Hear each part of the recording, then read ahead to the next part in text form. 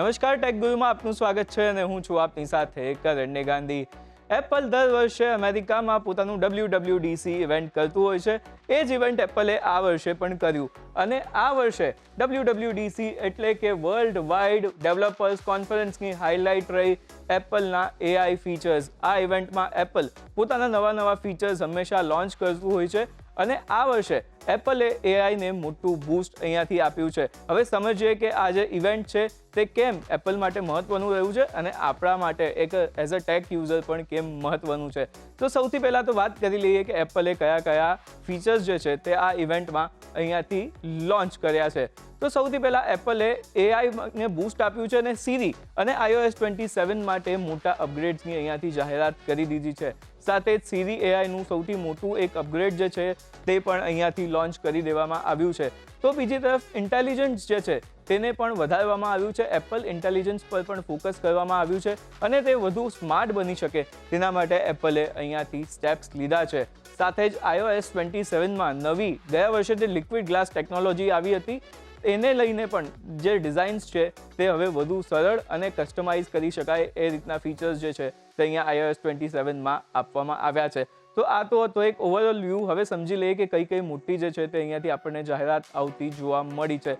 સૌથી પહેલી જાહેરાત તો છે સીરીને લઈને. સીરી જે છે તે અહીંયાથી વધુ સ્માર્ટ બનવા જઈ રહી છે. હવે સીરી જે છે તે તમારી સ્ક્રીન સમજી શકશે, તેને વાંચી શકશે અને એપ્સ જે છે તેને પણ કંટ્રોલ કરી શકશે. સાથે જ સીરી માણસની જેમ જ વાતચીત કરી શકશે અને તમારા બધા જ જે પ્રશ્નો છે તેનો કોન્ટેક્ટ સમજીને પછી સીરી જે છે તે અહીંયાથી તમને જવાબ આપશે. સાથે ડેડિકેટેડ સીરી એપ પણ જે છે તે અહીંયાથી એપલે લોન્ચ કરી છે. એટલે કે એઆઈના ફ્રન્ટ પર એપલે નવા અને મોટા ફીચર્સ જે છે તે આ ઇવેન્ટમાં જાહેર કર્યા છે. સાથે જ જો વાત કરી લઈએ બીજા એક એઆઈ ફીચરની, તો હવે આઈફોનનું જે કેમેરા એપ છે તેમાં પણ તમને એક નવો એઆઈ મોડ મળી જવાનો છે. હવે અહીંયાથી તમે શું કરી શકશો આ એઆઈ મોડ સાથે તેની વાત કરી લઈએ તો ફોટોમાંથી માહિતી તમે મેળવી શકો છો.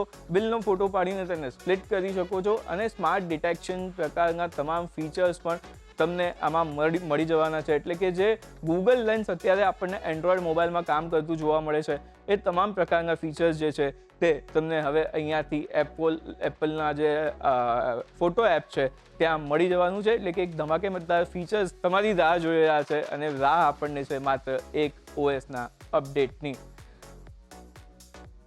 તો હવે વાત કરી લઈએ ફોટોઝ એપની. કેમેરા એપમાં તો તમને નવા ફીચર્સ એઆઈ વાળા મળવાના છે. ફોટોઝના એપમાં પણ તમને મળી જવાના છે. શું કરી શકો છો તો તેના વિશે એપલનું કહેવું છે કે અહીંયાથી તમે એડિટિંગ તો ઇઝીલી કરી શકો છો એઆઈ સાથે જ ઇમેજ ક્રિએશનનું ઓપ્શન પણ અહીંયાથી એપલ તમને આપવાનું છે તેના ફોટોઝના એપમાં.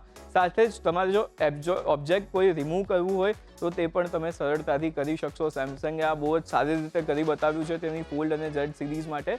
હવે એપલ પણ આ વસ્તુ પર ફોકસ કરી રહ્યું છે અને એ જે ફીચર છે તે ટીઝ જ્યારે એપલે કર્યું તો ખૂબ જ શાનદાર દેખાય છે વિડીયોમાં. સાથે જ તમે અહીંયાથી એઆઈ વોલપેપર પણ જે છે તે જનરેટ કરી શકશો. એટલે કે ઓવરઓલ એક પ્રોમ્પ્ટ આપીને તમારે જે પણ પ્રકારની ઇમેજ જોતી હશે તમે લઈ શકો છો અને વોલપેપર સેટ કરી શકો છો તમારા મૂડના હિસાબે. સાથે જ ફોટો રિયલિસ્ટિક ઇમેજ ક્રિએશન પણ અહીંયાથી પોસિબલ છે. એટલે કે જેટલો સારો પ્રોમ્પ્ટ તમે આપશો એટલી રિયલિસ્ટિક ઇમેજ જે છે તે તમને અહીંયાથી એપલનું જે ફોટોઝ એપ છે તે બનાવીને આપશે. એટલે કે હવે કોઈ થર્ડ પાર્ટી એઆઈ મોડ્યુલ પર તમારે જવાની જરૂર નહીં પડે. માત્ર ને માત્ર આ એક ફોટોઝ એપ જે છે તે ઇનફ રહેવાનું છે. સાથે જ હવે જો વાત કરી લઈએ બીજા ફીચરની તો અહીંયા તમારા માટે શોર્ટકટ્સના જે ઓપ્શન છે તેને ખૂબ જ ઇઝી બનાવી દેવામાં આવ્યા છે. હવે તમે નેચરલ લેંગ્વેજ સાથે એક શોર્ટકટ ક્રિએટ કરી શકો છો. સાથે જ તમે કોઈ પણ વસ્તુ ટાઈપ કરીને તેનું પણ શોર્ટકટ જે છે તે ક્રિએટ કરી શકો છો. સાથે જ ઓટોમેશન જે છે તેને પણ અહીંયાથી એપલે ખૂબ જ ઇઝી બનાવી દીધું છે અને એપલ ઇન્ટેલિજન્સમાં જે એઆઈનું ઇન્ટિગ્રેશન છે તેમાં પણ ખૂબ જ સારું, સ્મૂધ અને વધારે અપડેટેડ નોલેજ સાથે જે મોડલ છે તેને વિકસાવવામાં આવ્યું છે. એટલે કે આ ફ્રન્ટ પર પણ એપલે જે છે તે મોટા ફીચર્સ iOS 27માં જાહેરાત કરવાની વાત કરી છે. હવે વાત કરી લઈએ સૌથી મહત્વના ફીચરની અને એ છે iOS 27. એપલનું કહેવું છે કે આઈફોન 11 પછીની જેટલી પણ સિરીઝ છે તેમને iOS 27 મળશે. તેનું અપડેટ જે છે તે તમારા ફોનમાં જલ્દી જ આવી શકે છે. હવે આ જે iOS 27 છે તે તમારો જે ઓવરઓલ યુઆઈનો એક્સપિરિયન્સ છે તે અહીંયાથી આખો બદલી નાખવાનો છે અને એક મોટા બદલાવ અહીંયા આવવાના છે. લિક્વિડ ગ્લાસ યુઆઈ ગયા વર્ષે આવ્યું હતું, તેમાં ઘણા લોકોને કંઈક ને કંઈક ચિંતા હતી, થોડુંક નહોતું ગમ્યું.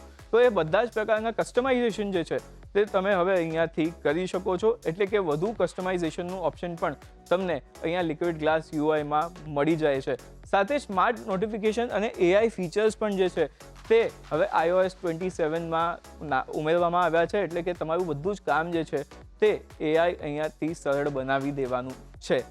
સાથે જ બીજી જો વાત કરી લઈએ તો આ જે આખી રેસ છે એઆઈની, એમાં હવે એપલ પણ બિલકુલ પાછળ નથી. આજે જેટલા પણ ફીચર્સ જે છે તમને આઈફોનમાં મળવાના છે એ બધા જ ફીચર્સ જે છે એપલે ગૂગલ જેમિનાઈ સાથે પાર્ટનરશિપ કરીને બનાવ્યા છે. એટલે કે એપલ અને ગૂગલ બે ટેક જાયન્ટ સાથે આવીને આજે આખું તમામ ઇન્ટરફેસ છે તે બનાવી રહ્યું છે. એટલે કે ઓવરઓલ એક્સપિરિયન્સ જે છે તે એકદમ બૂસ્ટ થઈ જવાનો છે આઈફોન યુઝર્સ માટે. સાથે જ સિરીમાં એક જનરેટિવ એઆઈનું ઓપ્શન પણ તમને અહીંયાથી મળી જવાનું છે.